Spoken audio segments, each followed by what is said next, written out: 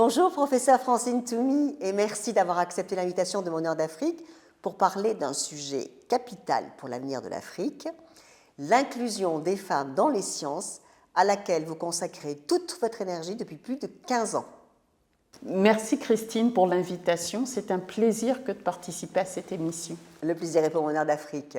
Alors, pour ceux qui ne vous connaîtraient pas encore, vous êtes biologiste moléculaire de formation, spécialisé dans la recherche sur les maladies infectieuses et en particulier, bien sûr, le paludisme.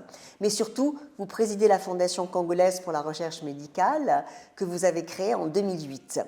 En plus d'être reconnu mondialement pour vos travaux, vous incarnez parfaitement le thème de cette émission. Vous êtes femme, africaine, scientifique, ou peut-être devrais-je inverser l'ordre dans votre cas et dire scientifique d'abord, africaine sans aucun doute, et femme accessoirement. Qu'en pensez-vous? Je ne suis pas d'accord parce que femme, je le suis sans conteste, africaine aussi, et scientifique, j'ai appris à le devenir.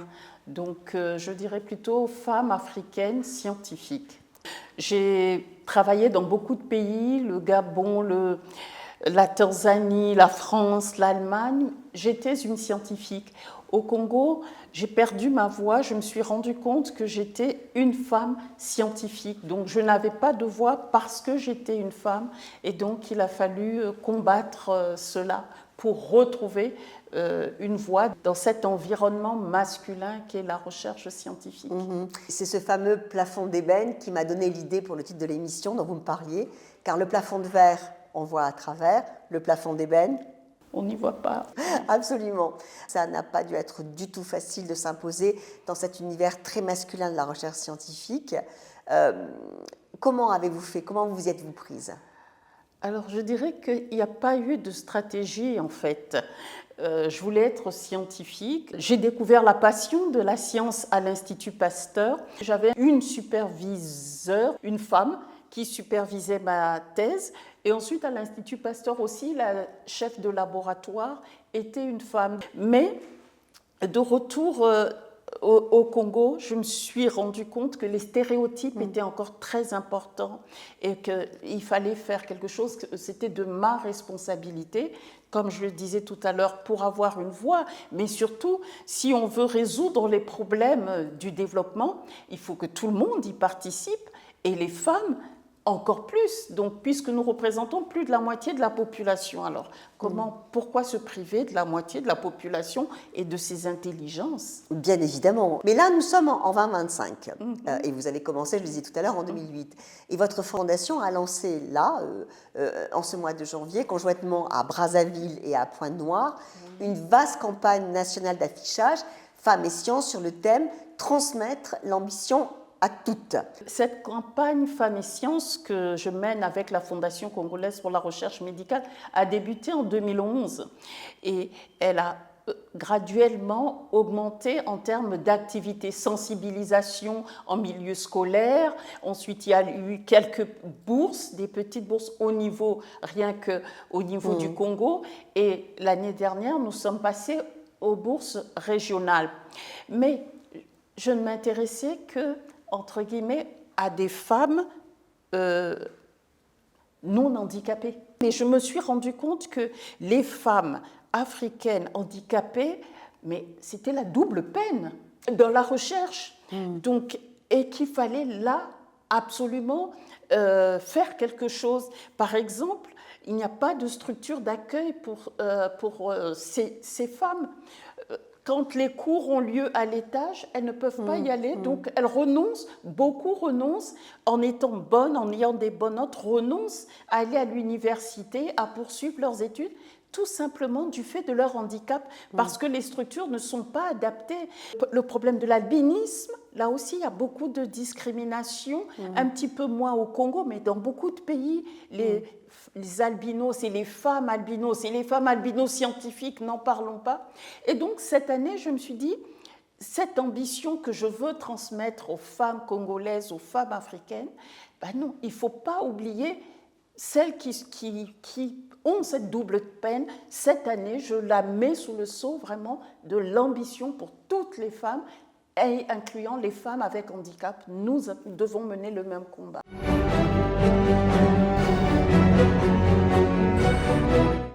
Allons maintenant sur le terrain pour essayer de comprendre comment les États africains s'y prennent pour encourager l'accès des femmes à la recherche, voire la faciliter par des mesures spécifiques. Je vous propose donc, et je remercie d'ailleurs votre fondation à cet égard pour nous avoir fourni toutes les images, de commencer avec la cérémonie de la première édition de Femmes et Sciences qui s'est tenue le 24 mars 2024 à Brazzaville. Cérémonie au cours de laquelle vous avez remis 15 bourses régionales en partenariat avec la Fondation Bayer. On regarde. 15 femmes scientifiques ont été récompensées pour leur investigation dans les recherches en intelligence artificielle, en biologie cellulaire et moléculaire, en chimie minérale, en écologie et bien d'autres domaines pour l'évolution de la science. Il s'agit d'une bourse sous-régionale d'environ 900 000 francs CFA, octroyée par la Fondation congolaise pour la recherche médicale que dirige la professeure Francine Toumi. Une aide qui va permettre à ces femmes venues de 7 pays, notamment le Congo, la République démocratique du Congo, la Guinée équatoriale, la Centrafrique, le Tchad, le Gabon et le Cameroun, d'investir en faveur de leurs recherches qui visent pour certaines à trouver des solutions à donner aux différentes maladies comme le paludisme, le VIH-Sida qui sévissent dans leur pays. C'est donc avec un grand plaisir et beaucoup d'émotion que nous participons aujourd'hui à la première édition des bourses régionales Femmes et Sciences. Au cours de cette nouvelle édition, nous apportons un appui particulier aux femmes scientifiques et mères. En effet, la contribution naturelle de la femme est de porter la vie. Malheureusement, cela peut sonner le glas des ambitions professionnelles. La grossesse puis l'accouchement deviennent un handicap, un frein à l'évolution d'une carrière prometteuse. Dans les sciences, cela se traduit par un arrêt des publications, par le ralentissement des avancements et de la promotion, et c'est ainsi que peu de femmes se retrouvent dans le sommet de la pyramide en ce qui concerne la hiérarchie académique et scientifique. Nous devons réagir et avoir des textes de loi qui soutiennent non seulement les scientifiques, mais toutes les femmes dans cette discrimination due à la nature même de la femme. Je crois que là est notre prochain grand combat. Ça m'a fait énormément plaisir parce que cette bourse va me permettre de finir mes travaux de thèse et de soutenir ma thèse. Non seulement ça, c'est une fierté d'être reconnue en tant que femme scientifique.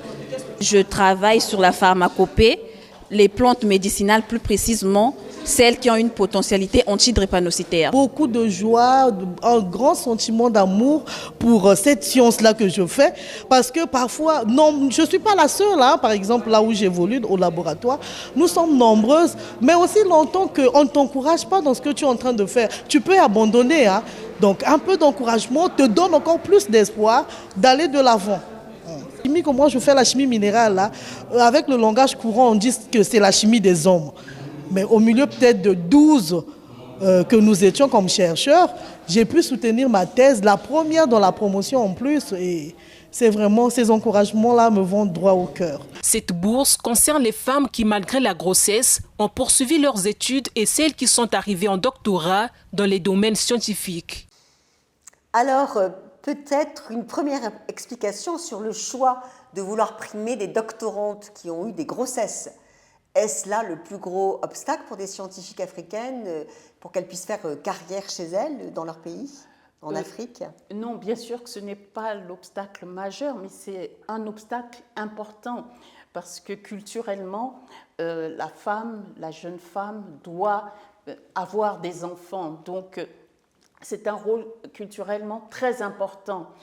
Et on doit couper déjà, stopper ces stéréotypes et montrer qu'elles peuvent rester femmes et jouer pleinement leur rôle de maman et continuer les sciences. Et donc, encourager, donc ce sont de petits encouragements, mais il faut aller au-delà.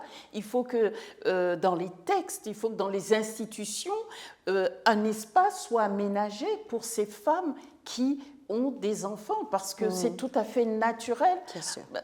On en a besoin pour payer nos retraites de ces enfants, qu'on regarde ces femmes-là différemment. Bien sûr. Alors, ma deuxième question, elle concerne le choix des pays. Ce sont des bourses régionales et vous avez choisi actuellement 7 pays, c'est-à-dire essentiellement la CEMAC, plus le Tchad. Mais vous savez, Christine, l'Afrique centrale est la région scientifique la moins dynamique. En termes de publications, en termes d'essais cliniques, en termes de subventions. Donc, il faut faire un effort particulier pour cette région. Et ces bourses donc, servent à encourager les femmes, les jeunes étudiantes, les femmes, les doctorantes scientifiques de cette région d'Afrique centrale parce que nous avons besoin d'augmenter le pool de scientifiques qui travaillent pour cette région. Oui, bien sûr. Et certains pays, j'imagine, qui ont beaucoup de difficultés, comme le Tchad, par exemple, auraient besoin de ce petit coup de pouce. Tous nos pays d'Afrique centrale, le nombre de scientifiques est extrêmement peu. En Afrique du Sud, en Afrique centrale, on est très peu de scientifiques. Alors, si les femmes veulent s'engager, encourageons-les.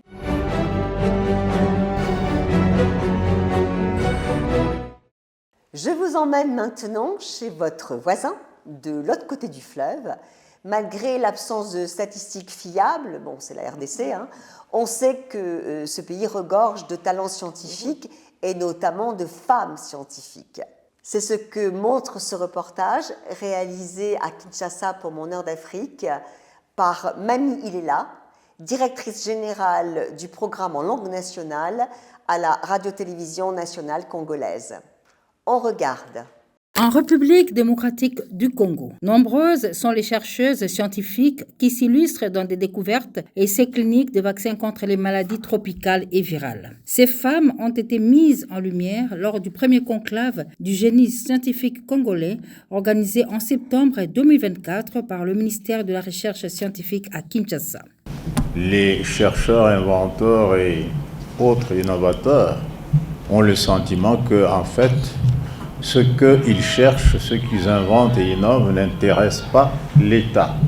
Depuis la pandémie du Covid-19, la RDC a mis en place une commission multisectorielle ayant permis la mutualisation des efforts des experts multidisciplinaires et surtout la décentralisation de diagnostics en vue d'une détection rapide à travers le pays. Dans cette mutualisation, il y a eu plusieurs femmes qui ont occupé des postes clés pour mettre en place des stratégies de détection rapide et de diagnostic du virus. Le laboratoire de l'INRB a été modernisé avec le diagnostic moléculaire d'un côté et le diagnostic génomique de l'autre côté.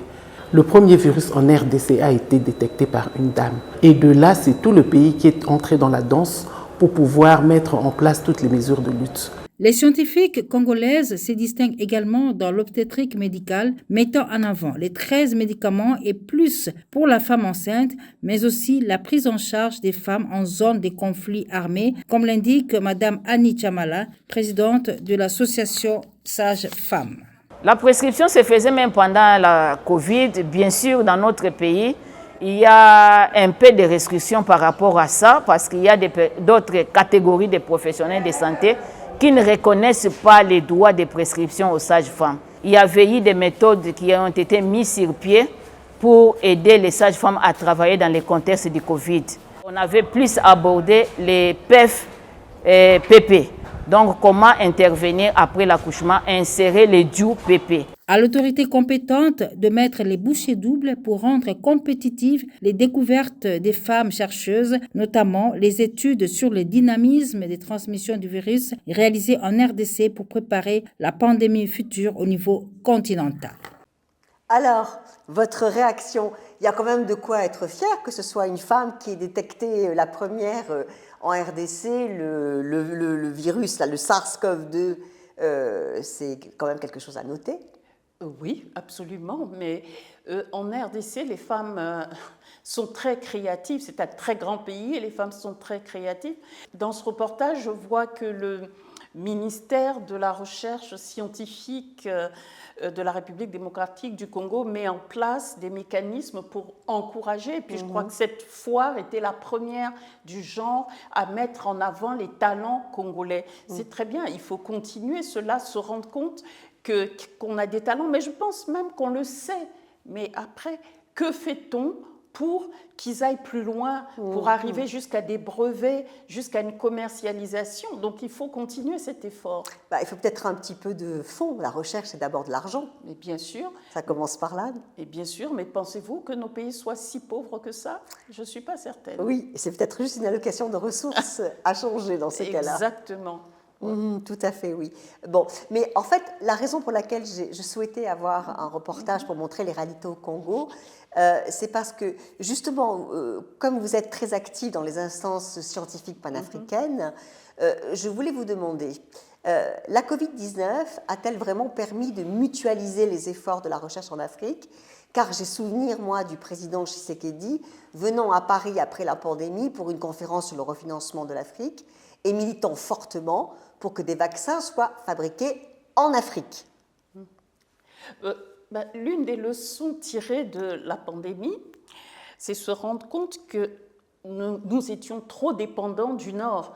90% de nos produits sont importés et que cela n'était plus supportable, et en particulier vaccins, traitements, et qu'il fallait qu'il y ait des unités de production en Afrique. Et là-dessus, l'Afrique a travaillé, l'Union africaine a réfléchi et a travaillé avec la Banque africaine de développement, Afreximbank, pour ne pas la nommer, et entre autres pour mettre en place des mécanismes de soutien pour développer la production sur place de vaccins, de médicaments, de certains médicaments. Cela permettrait de réduire les coûts et de pouvoir répondre à la demande. Parce que malheureusement, avec la Covid-19, on s'est rendu compte que les pays du Nord se servaient d'abord, et puis les autres attendaient les restes. L'Afrique était le parent pauvre une fois de plus. Exactement. Et donc là, aussi bien dans le renforcement des capacités de la recherche, d'où formation des femmes aussi, mais aussi penser à avoir des unités de production de vaccins et de médicaments sur le continent. Plusieurs unités, évidemment. Et en cela, la RDC a vraiment pris le leadership, ou c'est venu d'un effort commun, mutualisé? Alors, moi, je dirais qu'il y a eu un grand leadership de l'Union africaine. Il y a l'AMA, l'African Medicine Agency, qui est justement mis en place par les États membres pour pouvoir aller développer, mettre en place ces unités de production. Ils cherchent des financements. Maintenant, je dirais, je prie que ce ne soit pas juste de beaux textes et de belles résolutions, parce que c'est très bien sur papier. Il faut que vraiment ce projet aille jusqu'au bout et qu'on ait effectivement l'AMA efficace sur tout le continent. Donc pour l'instant, il n'y a pas encore un vaccin africain qui est sorti de vos laboratoires? Pas encore. Bon, mais espérons que ce sera pour bientôt.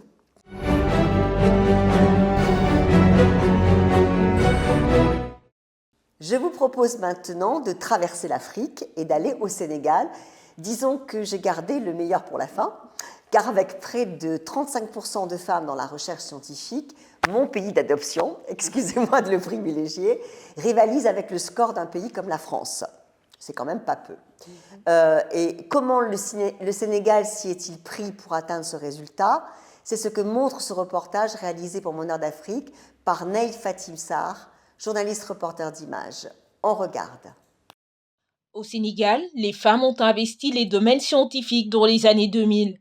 Dans des secteurs comme la santé, les biotechnologies, les sciences sociales, elles représentent environ 30 à 35% des chercheurs scientifiques. Même si cette participation reste inférieure à celle des hommes, ces scientifiques jouent un rôle important dans le développement du pays. On a l'habitude de dire que si vous éduquez une femme, vous éduquez une nation. Et ça, c'est réel.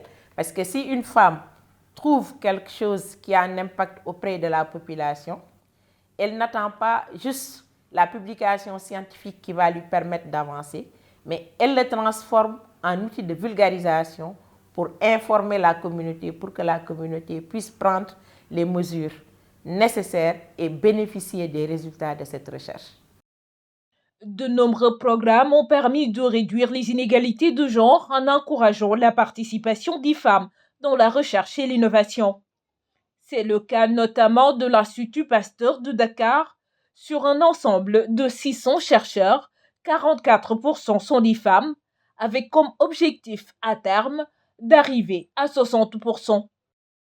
Nous avons créé un système où les femmes qui sont en âge de faire de la retraite et d'avoir des enfants, d'avoir accès à une crèche. Nous avons développé un programme qui permet qu'elles aient accès à des positions de leadership. Et au niveau aussi de la gestion de l'Institut, au niveau du top management, nous avons aussi décidé de mettre des femmes en responsabilité pour des sujets clés comme les finances, comme le partenariat, comme la chaîne d'approvisionnement, ou le volet commercial, parce qu'à ce niveau-là, nous pouvons voir très vite que leur implication est en train de changer drastiquement les choses. Avec des initiatives comme les bourses de la Fondation L'Oréal pour les femmes et la science, leur accès à la recherche est favorisé. Une des lauréates 2023, Fatou Lognan, est une doctorante pionnière en intelligence artificielle. Ça a été comme un appel. En fait, faut aller beaucoup plus loin, Fatou. Faut aller beaucoup plus loin. Après avoir reçu le prix, je me suis dit que là, j'ai plus droit peut-être à l'erreur. Je ne reste plus dans l'université, par exemple, au Gaston Berger.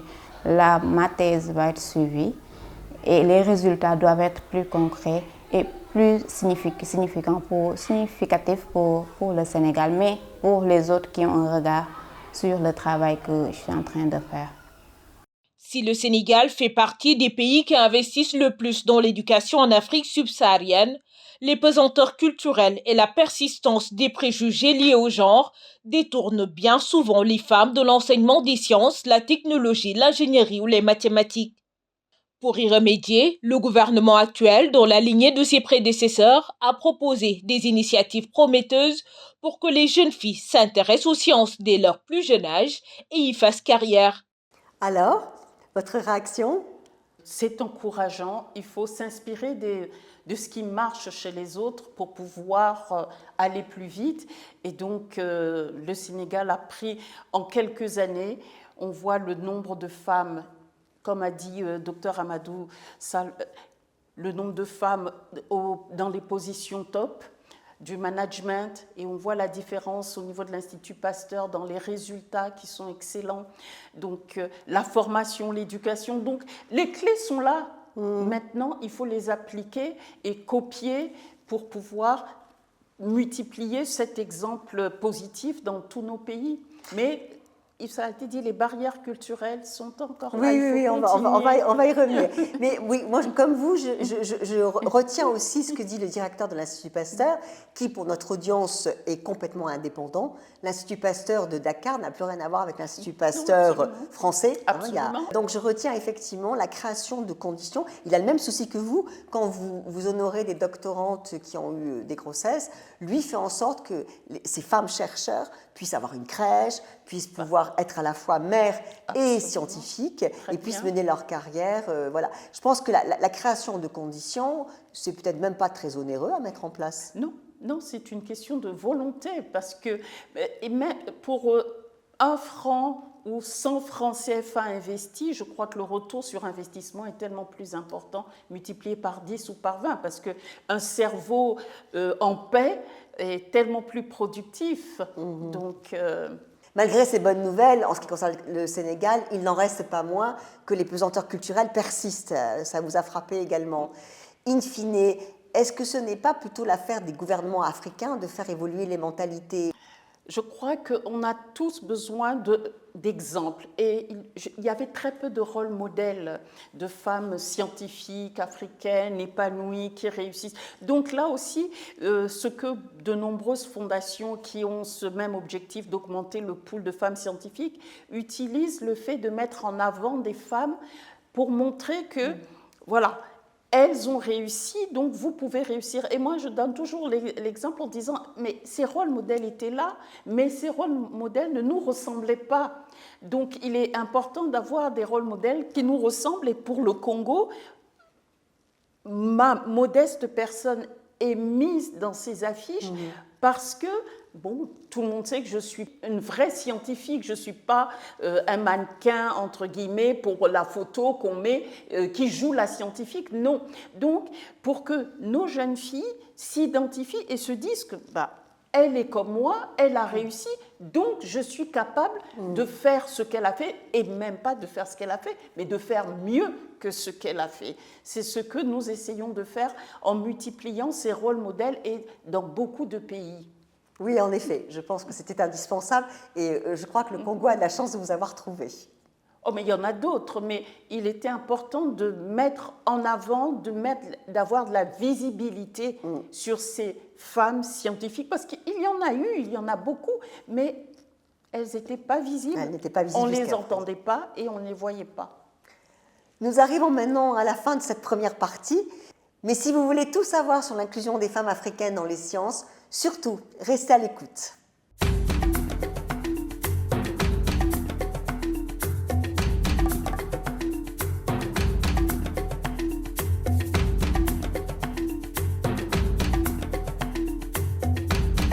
Nous voilà revenus avec notre invitée africaine de marque, la professeure Francine Toumi. En plus de ses activités de recherche sur les maladies infectieuses et son travail de terrain avec sa fondation congolaise pour la recherche médicale, elle est la première femme africaine à avoir pris la tête du secrétariat de l'initiative multilatérale sur le paludisme. Qu'est-ce que ça veut dire exactement, professeur Toumi, d'être à la tête de ce secrétariat ? Alors, ça veut dire rechercher des financements pour financer des projets menés par des scientifiques africains en collaboration avec des scientifiques du monde entier. Ça veut dire faire de la communication sur cette maladie pour lever des fonds.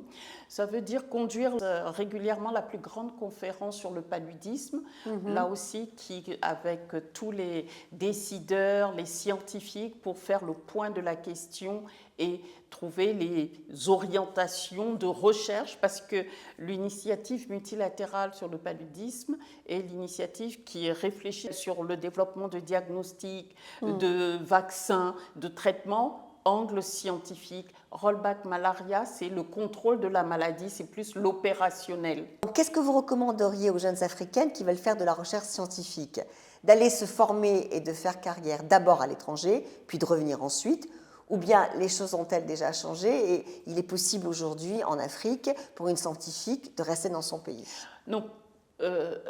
Un scientifique ne doit pas rester dans son pays. La science est universelle, la science se partage, la connaissance se partage. Donc, on apprend des uns et des autres. Donc, un scientifique africain doit aller se former dans le Nord, aussi bien un scientifique du Nord doit venir se former dans les pays du Sud. Vous avez reçu des chercheurs du Nord ? Bien sûr. Je travaille sur les maladies infectieuses, en particulier les maladies qui sont très importantes sur le continent. Et donc, les scientifiques du Nord, américains ou allemands ou français qui veulent travailler sur ces maladies ont beaucoup d'intérêt à venir voir ce qui se passe réellement, comment se manifeste réellement cette maladie sur le terrain.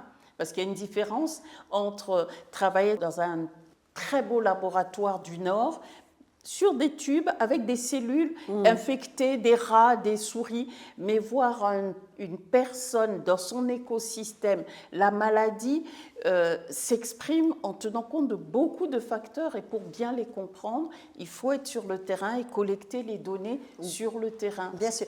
Je rappelle pour notre auditoire qu'en plus donc, de vos activités d'enseignante, vous êtes chef de laboratoire et professeur à l'Institut de médecine tropicale de l'université de Tübingen en Allemagne. Et donc, c'est la raison pour laquelle les 3 expertes que j'ai choisies qui vont vous challenger vont le faire sur comment on fait un passage à l'échelle à partir d'initiatives locales, voire régionales, comment on passe à l'échelle internationale. Okay.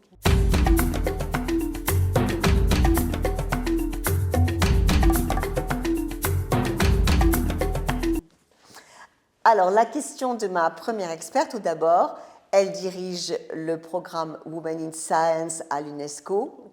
On l'écoute. Je m'appelle Anna Paola Coppola et je travaille comme coordinatrice du programme L'Oréal UNESCO pour les femmes et la science, que vous connaissez très bien. Je suis ravie et honorée de pouvoir vous adresser une question aujourd'hui sur le rôle des femmes dans les sciences, un thème qui est ancré dans le mandat de l'UNESCO. Vous êtes reconnus pour vos travaux majeurs sur les maladies infectieuses qui ont eu un impact significatifs sur la santé publique en Afrique. Vos recherches illustrent parfaitement le rôle que les femmes peuvent jouer dans le développement du continent. Selon vous, quels sont les leviers nécessaires pour permettre le passage à l'échelle de ces initiatives dans d'autres régions en Afrique et au-delà? Par ailleurs, comment le programme L'Oréal UNESCO pour les femmes et la science, qui vise à soutenir, promouvoir, reconnaître les femmes scientifiques dans le monde entier en mettant en lumière leur contribution à la recherche et à l'innovation, pourrait-il soutenir la valorisation et l'accompagnement des chercheuses africaines pour relever les défis de demain? Je vous remercie. Bon, alors, on va commencer avec la première question de Anna Paola Coppola.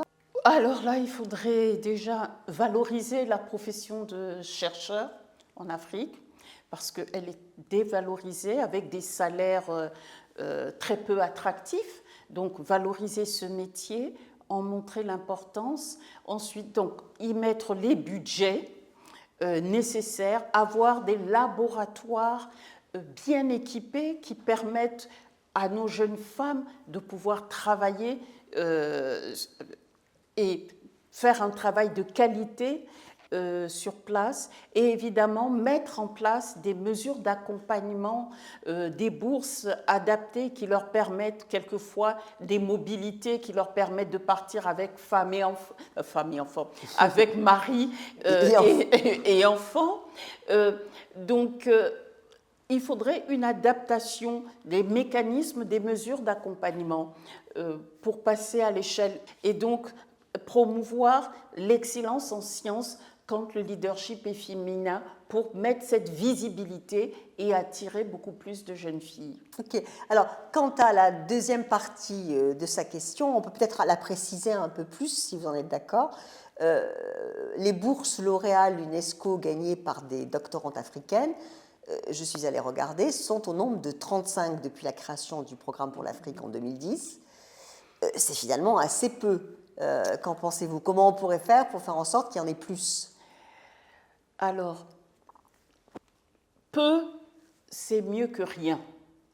Donc, je suis très contente que ces programmes existent, mais ce n'est pas la Fondation L'Oréal de résoudre ce problème pour le continent africain. Donc, c'est après au pays de prendre les mesures adaptées pour que les femmes puissent, les jeunes filles déjà au niveau, au plus jeune âge, soient intéressées par les sciences, et ensuite celles qui sont vraiment intéressées par les sciences, les encourager de diverses manières, et peut-être après le baccalauréat leur donner des bourses d'excellence pour pouvoir aller dans les meilleures écoles, pas que dans le pays, mais même à l'étranger, mais pour pouvoir acquérir des outils, une réflexion pointue qui leur permettent ensuite de revenir au pays et pouvoir transmettre aux autres. Donc, ces programmes, tout comme mon programme, sont des gouttes d'eau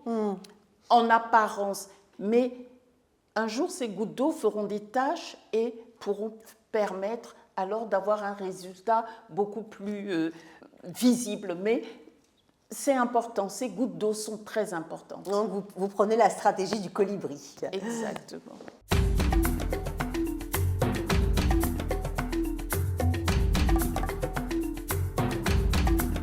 Alors, ma deuxième experte est responsable du programme Gabrielle à la Fondation Mérieux, que vous connaissez bien puisque vous venez de le rejoindre. C'est une biologiste moléculaire comme vous, mais elle est spécialisée dans les résistances des microbes aux antibiotiques. On l'écoute. Bonjour Francine, je suis ravie de pouvoir vous rejoindre à distance aujourd'hui et de participer à l'émission Mon heure d'Afrique. En effet, vous êtes une personnalité scientifique remarquable et vous jouez un rôle crucial dans le développement de la recherche scientifique en santé. La Fondation congolaise pour la recherche médicale que vous dirigez a rejoint ce réseau scientifique récemment. Le réseau Gabrielle, avec ses 22 membres, est présent en Afrique, en Asie du Sud-Est, en Amérique du Sud et au Moyen-Orient. Et donc, cela m'amène à vous poser la question suivante. De votre point de vue, comment le réseau Gabrielle pourrait faciliter la présence de scientifiques africaines dans les projets de recherche collaboratifs, ou bien comment pourrait-il les faire bénéficier d'expériences menées sur d'autres continents? Pensez-vous que vos initiatives qui ont encouragé des vocations scientifiques chez de nombreuses jeunes femmes et ont permis qu'elles fassent carrière dans le monde de la recherche pourraient être valorisées et adaptées dans les autres pays du réseau Gabriel? Vos actions pourraient servir de modèle, par exemple en Afrique centrale ou même en Asie. Donc, je suis curieuse de vos réponses. Je vous remercie beaucoup et j'espère à très bientôt. Bon, alors commençons par la première partie de sa question, celle de la contribution du réseau Gabriel. Quelle est votre réponse? Alors, le réseau Gabriel est justement un réseau qui met en relation, en collaboration des chercheurs du monde entier, Amérique du Sud, Asie, Afrique. Donc c'est une unique opportunité pour les scientifiques de la région Afrique centrale de collaborer avec ce vaste réseau, donc sud-sud, mais différemment, non pas entre pays africains, mais d'autres continents. Donc c'est une grande ouverture que permet ce réseau Gabriel. Ensuite, les scientifiques travaillent sur des thématiques communes. Donc cela permet, en utilisant les mêmes outils, de pouvoir faire des comparaisons sur les populations en tenant compte de différents paramètres. Donc c'est une plateforme formidable. Mais si je peux me permettre, professeur, est-ce que, en termes de, par exemple, d'essais cliniques, ça vous apporte vraiment un plus par rapport aux recherches que vous menez actuellement? Alors, cela dépend de l'essai clinique. On sait très bien qu'il y a eu différents vaccins Covid, donc en partenariat, tester un même outil, un vaccin est un outil, le même outil sur différentes populations est très important en utilisant la même méthodologie pour pouvoir être capable de dire que tel produit, tel vaccin est meilleur que celui-là. Donc c'est une importante opportunité, plateforme de collaboration. Et en termes de laboratoire, parce que c'est quand même un peu la fonction de la Fondation Mérieux, est-ce qu'il y a des bénéfices très concrets et tangibles que l'Afrique va en retirer? Mais bien sûr, le réseau Gabriel a des laboratoires extrêmement performants. Mais encore une fois, ces échanges, ces mobilités permettront à nos étudiantes d'aller dans des laboratoires très développés, utiliser ces outils, réfléchir avec ces autres chercheurs. Nous avons des problèmes d'eau, d'électricité, et dans le même temps, il faut poser des questions scientifiques et faire le même travail que celui qui est dans un laboratoire complètement performant. Mais il faut une ingéniosité, il faut une adaptabilité extraordinaire. Donc, on paraît plus faible, mais nos étudiants, quand ils réussissent, moi je les trouve beaucoup plus intéressants. Voilà un aspect auquel je n'avais pas du tout pensé, effectivement. Parfois, les pannes d'électricité, ça peut vous rendre ingénieux. Oh oui alors.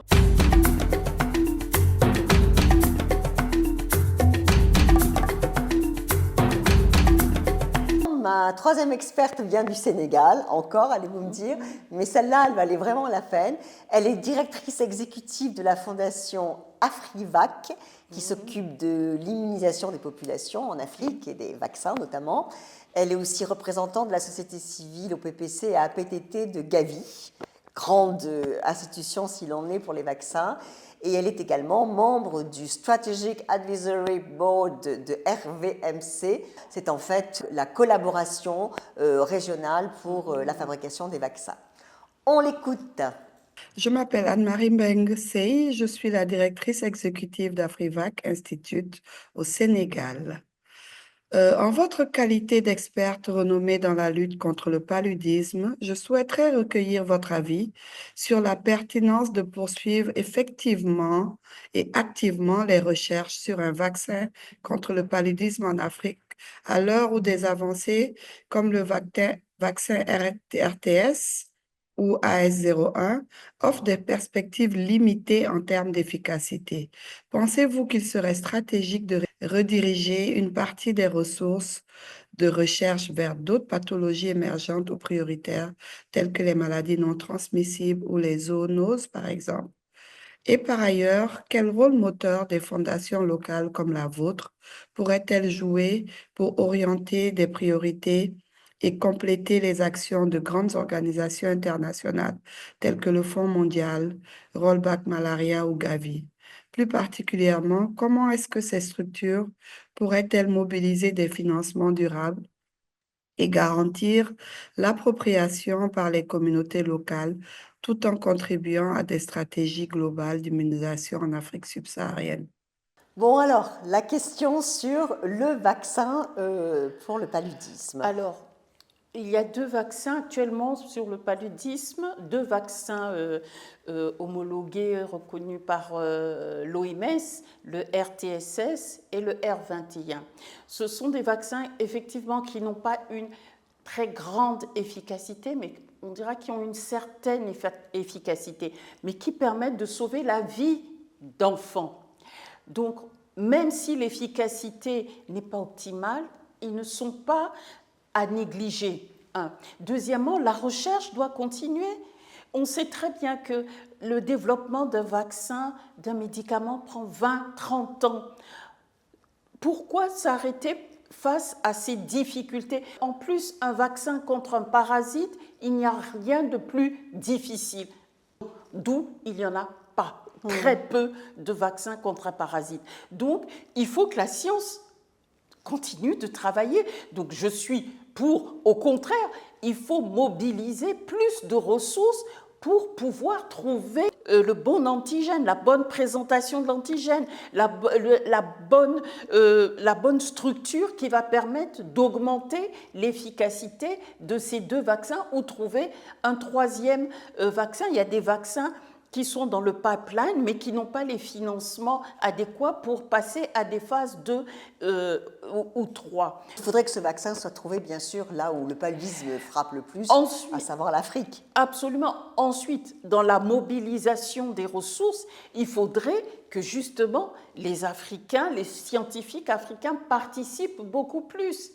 Et que là, on a un gap de plusieurs millions de dollars par an pour la lutte contre le paludisme. On ne peut pas attendre des avancées majeures quand on ne met pas les financements appropriés pour cela. C'est les États africains qui doivent les mettre. Oui, je répète, les pays qui souffrent, les pays où la maladie est endémique, doivent mettre beaucoup plus d'argent dans la lutte contre cette maladie. Pour le moment, on voit très bien que sur toutes ces dernières années, c'est un plateau. Ces pays donnent toujours le même niveau de financement, alors que les financements extramuros en dehors du continent augmentent. En Afrique, quand on a le palu, on se soigne avec de l'artémisia, avec du NEM, enfin d'autres choses. Quel que soit, il faut qu'on trouve un traitement ou des traitements sur le long terme, parce que tous les traitements que l'on a, on se retrouve face à une résistance des parasites contre ces médicaments. Pour ça, il faut mettre du financement pour qu'il y ait des chercheurs qui travaillent sur le vaccin, qu'il y ait des chercheurs qui travaillent sur la lutte contre le vecteur, contre les moustiques, parce que là aussi, il y a de la résistance contre toutes les molécules, contre tous les insecticides. Gavi, madame travaille pour Gavi, c'est très bien ce que Gavi fait, mais encore une fois, on arrivera à lutter contre cette maladie quand on considérera que c'est d'abord notre problème avant d'être le problème des autres. Oui, d'ailleurs, je voulais un peu vous challenger sur la deuxième partie de sa question. En gros, elle vous demande qu'est-ce que vous pouvez faire pour orienter des mastodontes comme le Fonds mondial, Rollback Malaria ou bien justement Gavi. Est-ce que votre fondation a les épaules pour dire à ces gens comment il faut orienter leur financement ? Alors, je vais vous dire une chose, Christine, ça je dirais presque que c'est le combat de ma vie depuis que je suis scientifique. J'ai honte. La recherche que je conduis aujourd'hui, elle est financée essentiellement par des fonds extérieurs. Mais moi, j'aimerais ne pas avoir besoin de ces aides-là. J'aimerais pouvoir me tourner vers mon gouvernement ou l'Union africaine et que l'Union africaine ait des financements pour soutenir les problèmes qui sont les problèmes de nos populations. Je travaille sur le paludisme et d'autres maladies infectieuses qui sont des maladies majeures pour nos populations. J'essaie modestement de trouver des solutions. Mais modestement, ces solutions, j'essaie de les trouver avec de l'argent que je viens demander à l'extérieur pour pouvoir essayer de répondre autant que faire soit peu. Ce n'est pas bien. Je n'en suis pas fière, je suis désolée, je n'en suis pas fière. Donc je ne me permettrai jamais d'aller donner des leçons à des gens qui se mobilisent pour me donner un coup de main. Je peux leur dire quelles sont mes priorités, mais dire résolvez mon problème pendant que moi je fais autre chose, non, je ne suis pas capable de faire ça. Et ma fondation, non, ce n'est pas le but. Le but, justement, un des axes de ma fondation, c'est l'advocacy, le plaidoyer.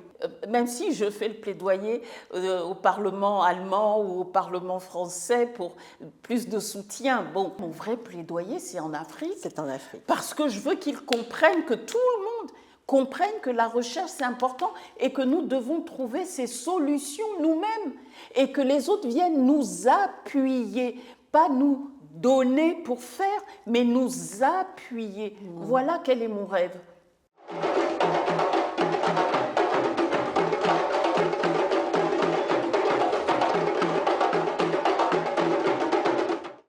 Nous voilà maintenant arrivés au terme de cette émission, mais nous avons une rubrique de fin qui s'appelle « Honni ou béni » pour marquer le tempo de la relation entre l'Afrique et la France. Et bien sûr, avec vous, c'est de la coopération scientifique entre l'Afrique et la France que j'aimerais que nous parlions maintenant. Vous travaillez beaucoup avec l'Allemagne. Je rappelle que vous avez reçu le prix Kwame Nkrumah de l'Union africaine, mais aussi le prix Georg Forster ainsi que la Croix du service fédéral allemand, en même temps aussi que le prix Christophe Mérieux en France. Alors, il y a une actualité avec l'inauguration officielle le 17 décembre 2024 de l'Académie de l'OMS à Lyon. Le président Emmanuel Macron veut en faire un centre de référence international pour la formation au métier de la santé. Est-ce que l'Afrique vous semble concernée et en quoi ? Moi, je trouve ça formidable. Maintenant, si votre question derrière, c'est il faudrait un centre équivalent sur le continent africain pour pouvoir former plus, parce que c'est bien qu'il y ait cette possibilité de formation à Lyon, mais on en formera forcément moins avec le coût des voyages. Alors que s'il y a un centre équivalent sur le continent, évidemment, les coûts de voyage seront plus faibles, donc on pourra former plus. Donc, dans ce sens, évidemment qu'il est préférable, il serait souhaitable d'avoir un centre équivalent, si possible, sur le continent africain pour pouvoir former. Je crois savoir qu'il va manquer quelques 5 millions de personnel de santé qui vont être nécessaires dans les années à venir, compte tenu de l'explosion de la population africaine. Donc c'est énorme. Toutes les bonnes volontés sont les bienvenues. Absolument. Alors sur l'état de la coopération scientifique entre la France et l'Afrique, quelle est votre position ? Alors là, quelle drôle de question. C'est vrai que les échanges sont en anglais essentiellement parce que c'est la langue de la science. Je peux vous dire qu'on se retrouve avec des scientifiques français et on parle science, on parle projet et on avance, je peux vous assurer. Donc, on regarde les politiciens dans des brouilles qui ne nous concernent pas parce que nous, on sait que les maladies prennent l'avion et se propagent très vite.